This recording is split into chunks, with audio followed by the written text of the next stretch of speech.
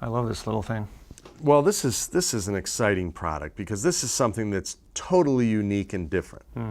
And that's what we like to do. We really like designing products that take a whole new, fresh approach and try to solve a problem that hasn't been solved before. Right. And I think we've done that here, and it's taken us a long time to do it. I mean, we're not going to lie. This thing has been a year. Right. We've known the problem, but to get to the solution took a few iterations. A lot of iterations. Okay, sure.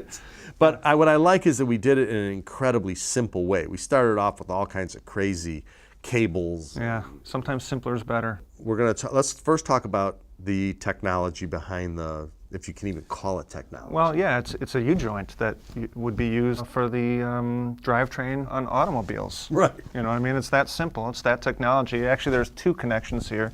That gives us that 60-degree angle that we need for your wrist to be in the proper position. Right, and that's the key here. We talked about the fact that a traditional follow focus, most people are using these as a one-man band in an improper fashion. It wasn't designed for that. Right, the traditional follow focus was used for an assistant to be pulling focus, not On the for dumb the side. operator to be grabbing it and focusing it. Right, and the problem with an operator using it is the moment you grab it, you're getting a lot of this, and then when you're twisting it, you're even getting more of this. Well, but your wrist is not in a comfortable position. Your Right. arm is a little higher. And if you have a second hand grip that you're letting go to grab that, then the camera moves. Yeah, it's a whole host of issues. Exactly, and this is part of our recoil concept, which is getting the camera back, creating more of an E&G style camera system. As you can see here, what we've done is the camera is now back over his shoulder so that we don't need counterbalance. It's a balanced camera package, but where it needs to be so that it's super lightweight. In order to do that, you have to relocate your optics because the camera's now behind you. You can't have a Z-finder or anything like that. And now Jens has a very comfortable focus system that he can hold super steady. Yeah. Now, let's talk a little bit about the ratcheting and how you work the Tornado along with the Z-drive. Right. What I'm holding here is what I call the horn, okay? So that I never let go of. I have at least 3 fingers on that. And the knob above it can turn independently of it. So I can, if I need more range, I can turn it, I can let go of the knob, but not let go of the horn or the handle, and then re-grab it and continue to move. So that keeps it really stable, not like letting go completely. Kind of like a socket wrench. You have this ratcheting capacity. Yeah, exactly. But now on a lens like this, where the rotation is very, very minuscule, you'll never end up doing that ratcheting. No, I'm going through the whole range in one movement here pretty much. Yeah.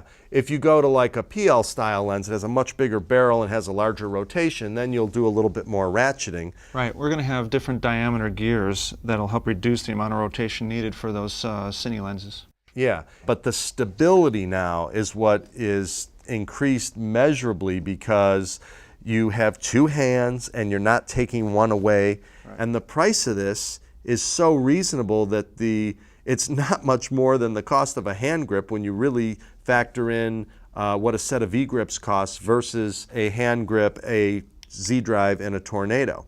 I think that this will eventually become a very common system for a one-man shooter who's also doing his own focus. If nothing else, have an extra one in your bag. It can get you out of some jams. Exactly. Now, Jens showed you the scenario where he had the Z-drive positioned in that 60-degree downward angle. The way we've designed this with this track is that that will allow you to position the Tornado at various angles to get it at the angle that's most comfortable for you. Right. But we've also designed this in a way where this can pop off and it can go on the top. And that opens up a whole host of interesting options. It allows you to put it on the dumb side in either a forward configuration or a backward configuration for a focus puller. Or if you're a one-man band, again, it allows you to flip it and have it in this angle that in combination with a whip, a tripod handle, and our axis, you can essentially operate the camera completely from the back like a studio config. Right. Be in a much more comfortable position operating on a tripod rather than hunched over the camera. Or a dolly, which makes hunching over the camera really complicated, or on a slider even, it makes it much more comfortable. Right.